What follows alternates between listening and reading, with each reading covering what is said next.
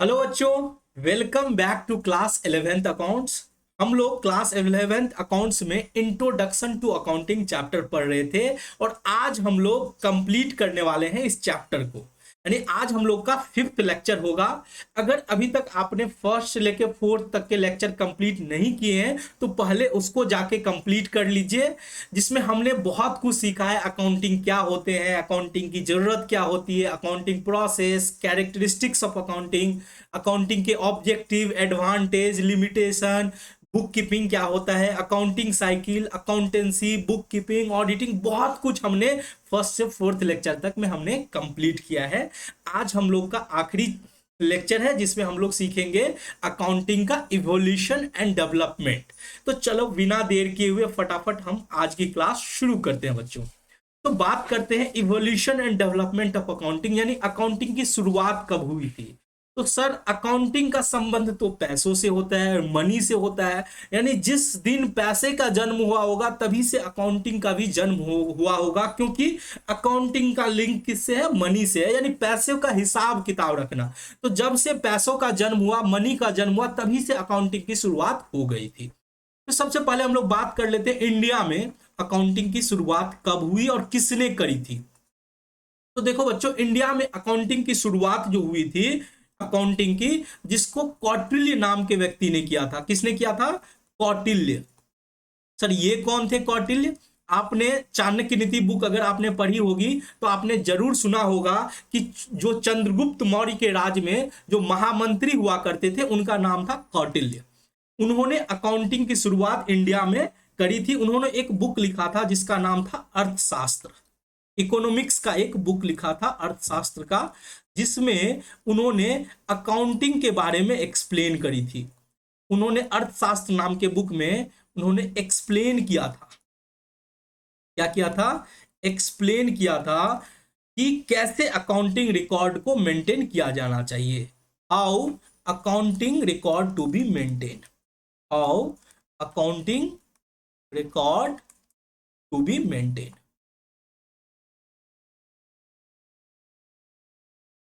How accounting records to be maintain.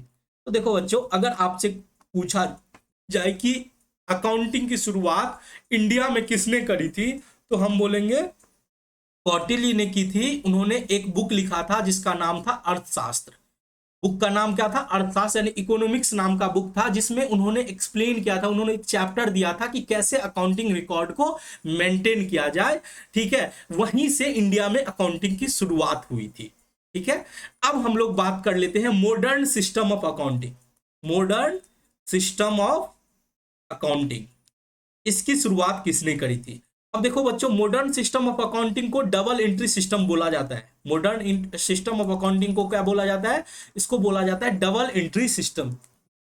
Double entry system, यानी एक लेन then के दो एस्पेक्ट होते हैं। ये हम लोग इसका स्पेशल चैप्टर है जो कि आगे चल के हम लोग पढ़ने वाले हैं। बस इतना समझो अभी कि हम लोग का जो मॉडर्न सिस्टम है अकाउंटिंग का, उसको बोला जाता है डबल एंट्री सिस्टम।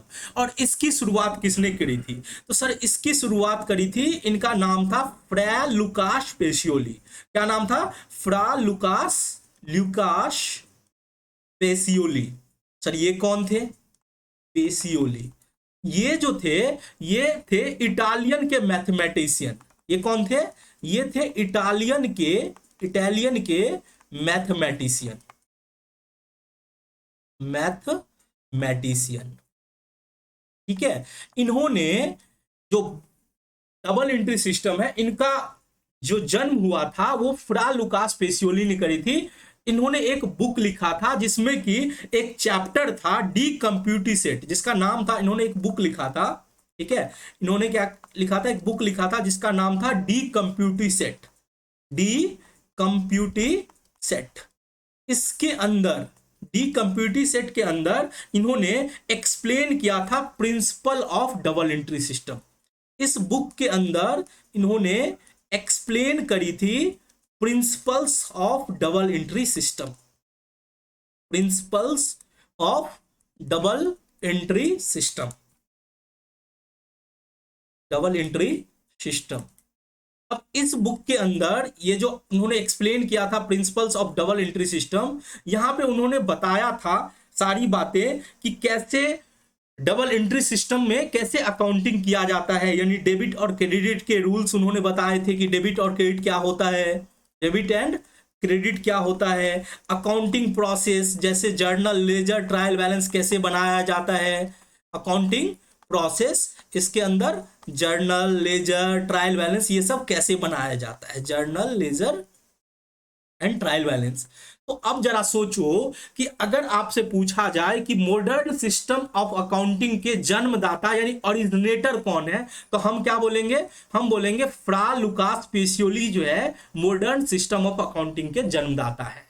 अगर ये पूछा जाए आपसे कि इंडिया में अकाउंटिंग की शुरुआत किसने करी थी, तो इंडिया में अकाउंटिंग की शुरुआत कौटिल्य नाम के व्यक्ति जो कि चंद्रगुप्त मौर्य के महामंत्री हुआ करते थे, उन्होंने एक बुक लिखी थी अर्थशास्त्र नाम की बुक। उसमें एक्सप्लेन किया जाता था कि उन्होंने एक्सप्लेन किया था कि कैसे अकाउंटिंग रिकॉर्ड को मेंटेन किया जाता है। तो दो टाइप के क्वेश्चन आपको पूछे जा सकते हैं। एक तो इंडिया में शुरुआत किसने करी थी अकाउंटिंग की, तो कौटिल्य ने शुरू करी थी।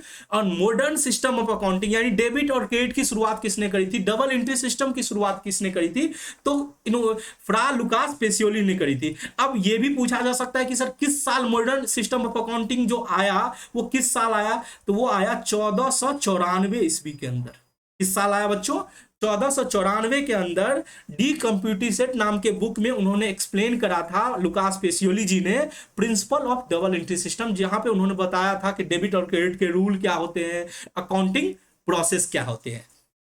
तो बच्चों ये समझ में आ गया होगा कि हमारा अकाउंटिंग कब से है, यानी जब से पैसे की शुरुआत हुई है, मनी की शुरुआत हुई है, तभी से हमारा अकाउंटिंग चलता आ रहा है।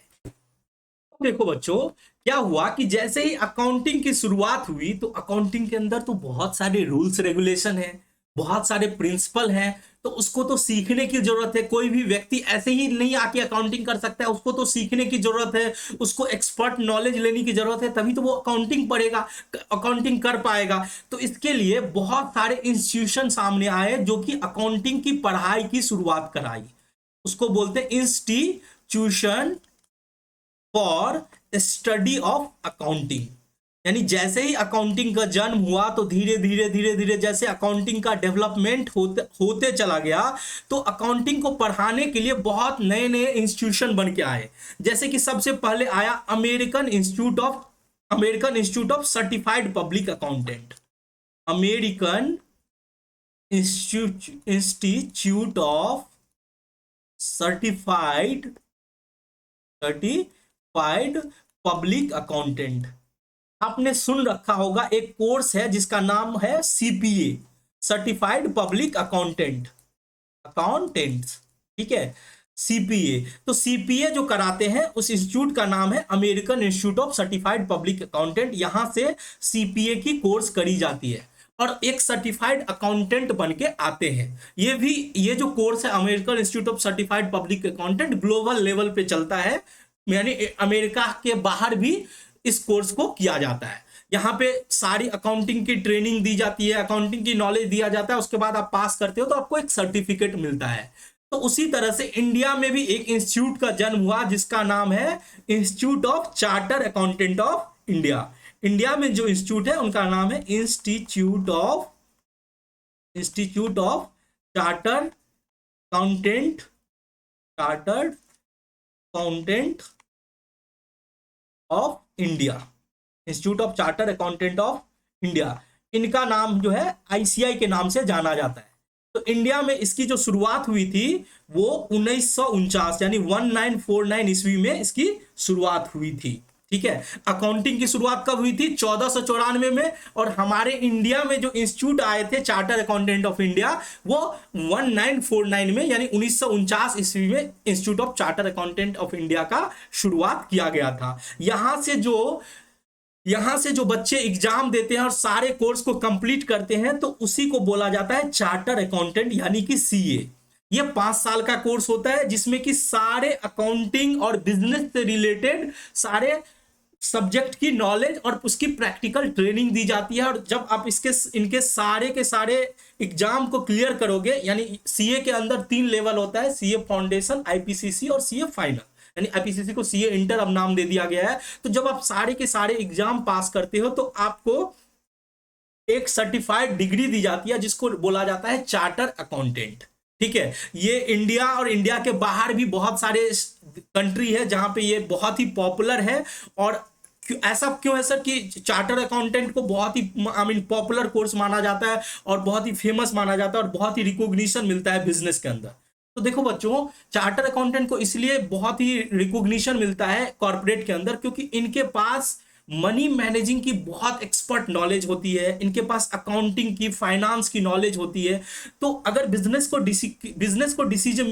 में कोई भी डिसीजन लेने की जरूरत होती है तो आपको मनी को ध्यान में रख के डिसीजन लिया जाता है। इसीलिए चार्टर अकाउंटेंट को माना जाता है कि बिजनेस कॉर्पोरेट के अंदर ये एक पिलर का काम करते हैं। तो आई होप क्लियर हो गया होगा बच्चों कि अकाउंटिंग की शुरुआत कब हुई थी। अकाउंटिंग की शुरुआत 1494 ईस्वी में हुई थी और in modern system of accounting की शुरुआत लुकास पेसियोली ने करी थी। उन्होंने एक बुक लिखा था डी कंप्यूटिसेट, उसके अंदर principle of double entry system उन्होंने एक्सप्लेन किया था। और इंडिया में जो अकाउंटिंग की शुरुआत हुई थी वो कौटिल्य नाम के व्यक्ति ने किया था।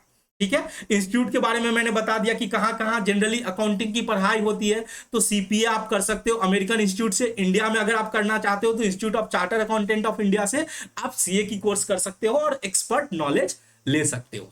तो बच्चों, हम लोग का जो चैप्टर होता है वो यहाँ पे खत्म हो जाता है, इंट्रोडक्शन टू अकाउंटिंग। आपने अकाउंटिंग की सारी बातें समझ ली, अकाउंटिंग क्या होता है, क्यों किया जाता है, कैसे किया जाता है, उसकी प्रोसेस क्या होती है, सब बातें हमने इस चैप्टर में बेसिक आइडिया ले लिया। अब हम लोग फटाफट क्या करते हैं, इस चैप्टर के जो कुछ छोटे छोटे क्वेश्चंस हैं, ऑब्जेक्टिव मल्टीपल चॉइस क्वेश्चन, उसको मैं करा देता हूं जिससे कि आप इस चैप्टर के एक्सपर्ट बन जाओगे। चलो बच्चों, तो सबसे पहले देखते हैं कि ट्रू और फॉल्स से रिलेटेड कुछ क्वेश्चन हम लोग देख लेते हैं। सबसे पहला क्वेश्चन क्या है, बुक कीपिंग और अकाउंटिंग आर साइनोनिमस आइटम, यानी दोनों एक ही है। तो फॉल्स हो गया। क्यों फॉल्स हुआ सर? क्योंकि बुक कीपिंग और अकाउंटिंग में बहुत डिफरेंसेस है। हमने पढ़ रखा है कि बुक कीपिंग क्या होता है और अकाउंटिंग क्या होता है, यानी कि बिजनेस ट्रांजैक्शन की शुरुआत से लेके लेजर पोस्टिंग तक का काम होता है बुक कीपिंग का, और उससे आगे का काम किसका होता है, अकाउंटिंग का। तो दोनों एक नहीं होते, दोनों अलग अलग होते हैं। दूसरा क्या है, accounting to be referred as a language of the business, व्यवसाय की भाषा है। बिल्कुल ट्रू, बिल्कुल सही है। ठीक है, अब बात करते हैं accounting useful only for business undertaking. अब भाई साहब, बिजनेस प्रॉफिट में हो या नॉन प्रॉफिट हो, हॉस्पिटल हो, हर जगह अकाउंटिंग की जरूरत होती है। तो केवल बिजनेस अंडरटेकिंग में ऐसा हम बोलेंगे तो वो गलत हो जाएगा। ठीक है, अगर किसी अकाउंटिंग का मतलब क्या होता है, मनी मैनेजमेंट, पैसा का लेन देन का हिसाब किताब रखना। तो केवल बिजनेस के अंदर ही नहीं हो सकता, बिजनेस के बाहर भी अकाउंटिंग की जरूरत पड़ सकती है। तो ये फॉल्स हो गया। अब बात करते हैं accounting record only those transaction which can be express in terms of money.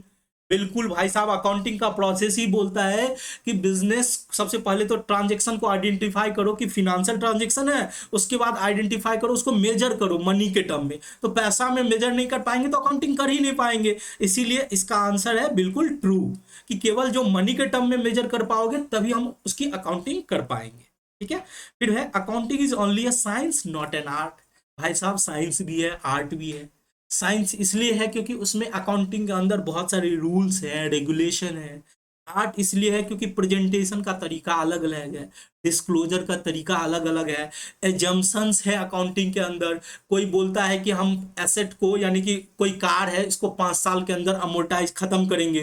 कोई बोलता है कि कार का लाइफ 6 साल हो सकता है, किसी के लिए 7 साल हो सकता है। तो यहाँ पे बहुत सारे एजम्पशंस हैं, इसीलिए आर्ट भी है, और बहुत सारे रूल्स रेगुलेशन है, इसीलिए साइंस भी है। तो अकाउंटिंग को आर्ट और साइंस दोनों बोला गया है, तो ये गलत हो जाएगा, फॉल्स हो जाएगा। फिर in financial accounting, financial statement are prepare primary to give information to outsider. Generally financial statement जो बनाया जाता है बाहर के लोगों को इंफॉर्मेशन देने के लिए फिनेंशियल स्टेटमेंट बनाते हैं। तो बिल्कुल ये ट्रू है। अब बात करते हैं कॉस्ट अकाउंटिंग हेल्प करता है इंटरप्रेटिंग द फिनेंशियल डाटा। अब भाई साहब, कॉस्ट अकाउंटिंग का काम है कॉस्ट रिकॉर्ड को मेंटेन करना, फिनेंशियल डाटा को मेंटेन करने के लिए तो फिनेंशियल अकाउंटिंग है। तो ये फॉल्स हो गया। ठीक है, उसके बाद बोलता है मैनेजमेंट अकाउंटिंग हेल्प करता है मैनेजर को मैनेजरियल फंक्शन को परफॉर्म करने के लिए। बिल्कुल सही, मैनेजमेंट अकाउंटिंग तो इसलिए करते हैं कि मैनेजर अच्छे से डिसीजन ले सके। तो ये ट्रू है। ठीक है, अब बात करते हैं double entry system of book keeping was invented by pickles. Pickles ने करी थी, बिल्कुल गलत है भाई, लुकास पेसियोली ने किया था। मॉडर्न सिस्टम ऑफ अकाउंटिंग जो डबल एंट्री सिस्टम है उसकी शुरुआत अभी अभी हमने पढ़े हैं कि उसको फ्रा लुकास पेसियोली ने करा था। तो 10वां क्या है, Lucas Pacioli is said to be the father of book keeping, बिल्कुल सही है। फिर नेक्स्ट है capital is increase by profit and decrease by loss. भाई साहब प्रॉफिट होगा तो कैपिटल बढ़ेगा। कैपिटल का मतलब क्या होता है कि हमारा पैसा यानी बिजनेस ऑनर का पैसा, प्रॉफिट होगा तो बढ़ेगा, लॉस होगा तो घटेगा, बिल्कुल सही है। ड्रॉविंग रिड्यूस कैपिटल, ड्रॉविंग करते हैं तो उससे कैपिटल घटता है। बच्चों ये चीज आपको नेक्स्ट चैप्टर में मिलेगा, अभी बिल्कुल फिलहाल के लिए समझ लो कि बिल्कुल सही बोल रहा है।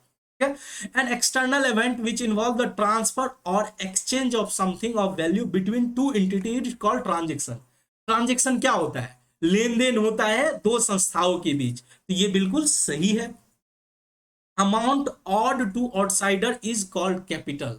अरे भाई बाहर वाले का किसी का पैसा रखे हो तो उसको तो लाइबिलिटीज बोलते हैं, उसको कैपिटल थोड़े ना बोलेंगे, तो ये हो गया फॉल्स। ठीक है। A transaction which increase the capital is called income. हाँ साहब, हाँ इनकम अगर होता है तो हमारा कैपिटल क्या होता है, बढ़ जाता है, तो ये भी ट्रू है। आई होप इसमें तो आपको दिक्कत नहीं हुई होगी। अगर फिर भी किसी क्वेश्चन में दिक्कत होता है तो आप कमेंट्स करके पूछ सकते हो कि कहाँ आपको दिक्कत हो रही है। वैसे यहाँ पे जो कुछ क्वेश्चन दिए हुए थे वो आपको सेकंड चैप्टर से भी जुड़ा हुआ था, जैसे कि आपको प्रॉफिट लॉस कैपिटल ये सब बोला, तो ये हम लोग बेसिक अकाउंटिंग टर्म्स पढ़ेंगे तो इसमें आपको अच्छे से समझ में आ जाएगी। चलो बच्चों, अब हम लोग बात कर लेते हैं, कुछ मल्टीपल चॉइस क्वेश्चन है जिसमें से चारों में से कोई एक सही होगा। तो सबसे पहला है, who invented the double entry system of book keeping. कौन किया, लुकास पेसियोली ने किया, तो आंसर बी सही होगा। When the first book of book keeping and accounting was publish, कब हुआ था, फर्स्ट बुक कौन किया था, भाई साहब लुकास पेसियोली ने किया था 1494 ईस्वी में, तो आंसर ए सही हो जाएगा। अकाउंटिंग क्या है, आर्ट है और साइंस है, दोनों है।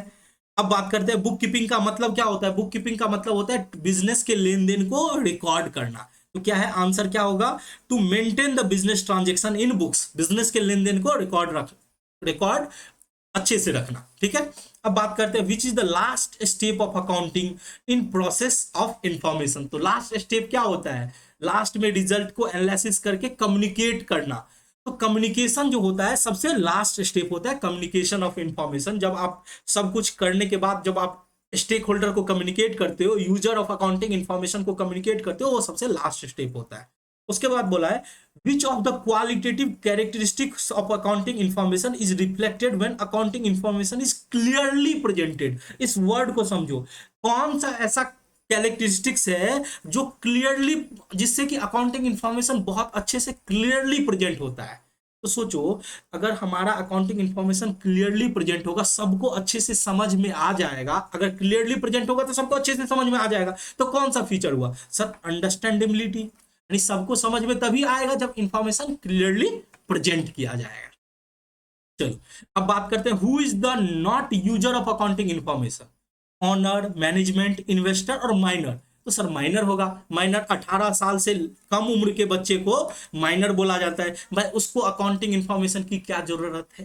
ठीक है। यूजर ऑफ अकाउंटिंग कौन कौन हो सकते हैं सर, क्रेडिटर भी हो सकता है, लेंडर भी हो सकता है, कस्टमर भी हो सकता है, यानी आंसर होगा डी, सभी होंगे। ठीक है। अब नाइन्थ क्या है question, at the end of the financial year after sale of goods worth ₹2,00,000 there was a closing stock of ₹10,000। यानी हमने 2 लाख की सेल करी, 2 लाख की सेल करी और बच गया क्लोजिंग स्टॉक 10,000। क्लोजिंग स्टॉक कितना बच गया, 10,000। तो हमसे ये पूछ रहा है बताओ ये इवेंट है या ट्रांजेक्शन है, transaction as well as event है या कुछ भी नहीं है। तो सर हमने सीख रखा है कि ट्रांजेक्शन की वजह से जो रिजल्ट आता है, हमने 2 लाख सेल करी तब जाके रिजल्ट हुआ ना क्लोजिंग स्टॉक। अगर हम 2 लाख का बेचते ही नहीं तो क्लोजिंग स्टॉक कैसे बचता, हो सकता था तब अगर क्लोजिंग पूरा का पूरा हम सेल नहीं करते तो 2,10,000 का क्लोजिंग स्टॉक रहता। इसीलिए ट्रांजेक्शन की वजह से जो रिजल्ट आया है उसको बोलते हैं इवेंट। तो यहाँ पे आंसर होगा इवेंट। वैसे बच्चों इसके बारे में हम डिटेल नेक्स्ट चैप्टर में पढ़ेंगे, अभी बस आप समझ लो कि कोई ट्रांजेक्शन होता है उसके वजह से अगर कुछ कंसिक्वेंस होता है तो उसी को हम बोलते हैं इवेंट। ठीक है। चलो नेक्स्ट है मैचिंग से रिलेटेड क्वेश्चन, आपको मैच करना है। मैनेजरियल अकाउंटिंग क्या होता है, तो मैनेजरियल अकाउंटिंग होता है ब्रांच ऑफ अकाउंटिंग, तो इसका ई हो जाएगा आंसर। ऑब्जेक्टिव ऑफ अकाउंटिंग, एक अकाउंटिंग का ऑब्जेक्टिव क्या है, फिनेंशियल पोजीशन का पता लगाना, ये बिल्कुल सही है। नेचर ऑफ अकाउंटिंग क्या होता है, नेचर ऑफ अकाउंटिंग होता है, नेचर अकाउंटिंग का क्या नेचर होता है सर, अकाउंटिंग का नेचर होता है कि उसको इसको बोलते हैं अकाउंटिंग का नेचर, ये लैंग्वेज ऑफ बिजनेस, बिजनेस का जो लैंग्वेज होता है वो अकाउंटिंग का क्या है, उसका नेचर है।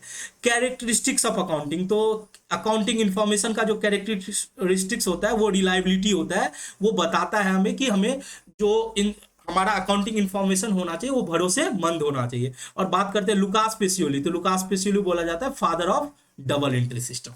आई होप ये भी आपको समझ में अच्छे से आ गया होगा। आपको खुद से करना है, वैसे तो मैं करा देता हूं, लेकिन ये सब चीजें आपको खुद से करना होगा। मैं तो चाहता हूं कि क्लास के साथ साथ आप इसको अच्छे से प्रैक्टिस कर लो, अच्छे से अंडरस्टैंडिंग आप बना लो।